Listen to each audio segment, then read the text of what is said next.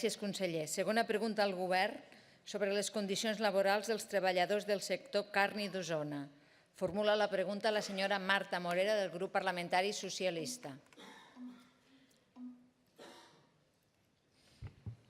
Gràcies, presidenta. Honorable consellera Bassa. Des de l'any 1996 és coneguda per Inspecció de Treball la contractació de treballadors en molts escorxadors com a autònoms de cooperatives, situació que s'ha convertit pràcticament en l'única forma de contractació en aquestes empreses. El sector càrnic, com vostè sap, és un dels puntals de la indústria alimentària catalana. Representa el 4% del PIB i compta amb més de 30.000 treballadors.